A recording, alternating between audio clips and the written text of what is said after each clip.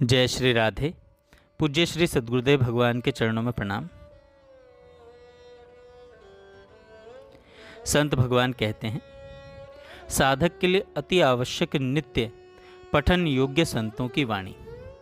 इसको रोज पढ़ने से साधक को भगवान के मार्ग में नया बल प्राप्त होगा आगे बढ़ते रहने के लिए। साधक उसको कहते हैं जिसके ऊपर दृष्टि जाए, तो जैसे कोई अधिक भांग लिए हो तो वह कैसा मदमस्त होता है, ऐसे ही साधक के भगवत प्रेम से छके डूबे नेत्र होने चाहिए। भजन का नशा नेत्रों में चढ़ा होना चाहिए। हर समय मंत्राकार वृत्ति, भगवदाकार वृत्ति हो। किंतु आज साधकों की क्या वृत्ति है? अधिक खाते खाते प्राणवायु स्थूल होती चली जा रही है। ब्रह्मचर्य संयम है नहीं, मन चंचलता से युक्त हो रहा है। जहाँ आसन पर बैठे शरीर हिल डुल रहा है, तो क्या साधना हो रही है? अगर इस अवस्था में तुम्हारी यह स्थिति है तो सोचो आगे स्थिति क्या होगी। शरीर, वीर्य, प्राण और मन, इन चारों का घनिष्ठ संबंध है। यदि आपका ब्रह्मचर्य ठीक है तो तब आप देखेंगे कि आपका मन शांत हो रहा है, शरीर स्पंदन हलचल रहित हो रहा है, प्राण सूक्ष्म हो रहे हैं और आप समाधि भाव को प्राप्त हो रहे हैं। आप अपने इष्ट में डूब रहे हैं। वैसे तो सभी आयु के साधकों के लिए है, लेकिन नए शरीर वाले अर्थात जवान साधक को तो आसन पर बैठने का अभ्यास जरूर करना चाहिए। जो वृद्ध हैं, जिनका शरीर काम नहीं कर रहा है, उनको विशेष दृष्टि नाम सुमिरन पर रखनी चाहिए। लेकिन जो युवा साधक है, उनको नाम मंत्र का जप करते हुए मेरुदंड सीधा करके एक आसन पर बहुत काल तक बैठना चाहिए। उससे स्वप्न दोष, वीर्य संबंधी दोष, मन की चंचलता संबंधी दोष, ये सब शांत हो जाएंगे। जब आप ब्रह्मचर्य से रहते हुए हल्का आहार करके आसन पर शांत भाव से बैठेंगे तो वीर्य ऊर्ध्वगामी हो जाएगा। महापुरुष जन 18-18 घंटे एक आसन पर बैठते थे। धीरे धीरे अभ्यास से ऐसा होने लगेगा। प्रारंभ में तो साधक को दर्द होगा, लेकिन वायु थोड़ी देर में पच जाएगी।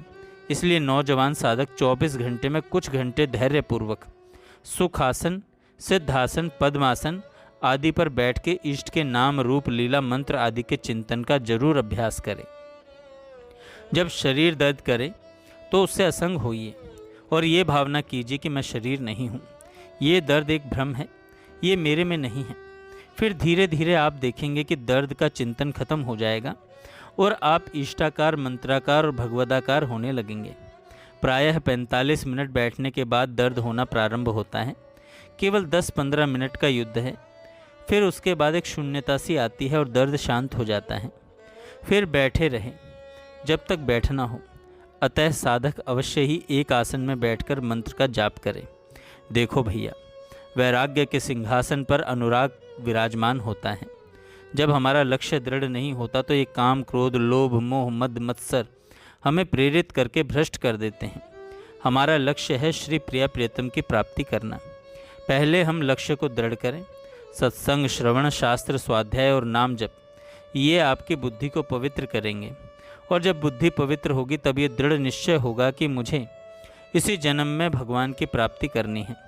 इस निश्चय में इतनी सामर्थ्य है कि आप विकारों को सह सकते हैं।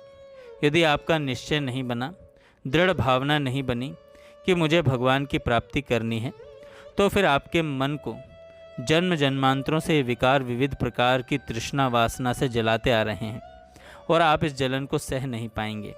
यदि आपने लक्ष्य दृढ़ कर लिया है तो विश्वास कीजिए, विश्वास मानिए। इनका प्रभाव केवल मन में होता है, आत्म स्वरूप में नहीं। हमारा स्वरूप निर्मल, निर्विकार, चिदानंदमय है, जहाँ किसी भी विकार का कोई प्रभाव नहीं पड़ता। अज्ञान के कारण, अपने को शरीर, अंतःकरण मानने के कारण इनका प्रभाव दिखाई पड़ रहा है। काम आदि दोषों की जो पीड़ा, जलन है, वह केवल थोड़े दिनों के लिए आती है। इसलिए विचलित नहीं होना चाहिए। चुपचाप इन्हें सह जाओ। थोड़े दिन की बात है, काम विकार आपके अंदर आएंगे और आप इस जलन को भगवत चिंतन परायण होकर चुपचाप सह गए तो बहुत जल्दी नष्ट हो जाएंगे। ऐसा नहीं कि ये जीवन भर चलते हैं। हाँ, अगर इनको भोगोगे तो ये कभी नष्ट नहीं होंगे, जीवन भर चलेंगे। इसलिए इनके वेग को साधक सहे। कोई ना कोई गंदी क्रिया करते रहोगे तो इनका पोषण होता रहेगा। यदि सह लोगे तो कुछ ही वर्षों में देखोगे आप काम शून्य हो गए। यद्यपि कुछ अज्ञानी मूढ़ लोग कहते हैं कि इन काम आदि विकारों को सहने से शांति नहीं मिलेगी, इन्हें तो भोग लो तो शांति मिल जाती है। ये बिल्कुल मूढ़ता भरी बात है। प्रज्वलित अग्नि में चाहे कितना ही घी डालो वह बढ़ेगी ही, बुझेगी नहीं। यदि भोगों को भोगने से शांति मिलती तो आज तक कोई एक दो उदाहरण तो होते। पारमार्थिक जीवन में निराश होने की, हताश होने की, ऊबने की, विचलित होने की ज़रूरत नहीं। कई हजार बार हम गिरे फिर भी छाती ठोक कर आगे बढ़े। उस समय हल्ला मचाने की ज़रूरत नहीं कि हम गिर पड़े। उस समय सूक्ष्मता से देखो कि कहाँ से गिरे, क्यों गिरे, कौन सी ऐसी चूक हो गई जिसने मुझे गिरा दिया। यदि हमें लगा कि हमारा खान पान बिगड़ा, हमारा चिंतन छूटा, तो तत्क्षण दृढ़ संकल्पित होकर सोचो कि आगे से चिंतन नहीं छूटने देंगे।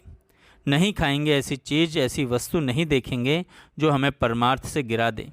ऐसा संकल्प करके आगे बढ़ो। अगर फिर फिसलते हैं तो फिर हम सावधान होते हैं। अंतिम समय तक हम यह लड़ाई लड़ेंगे और ये देखकर भगवान जीत जाएंगे और बंधन स्वीकार कर लेते हैं।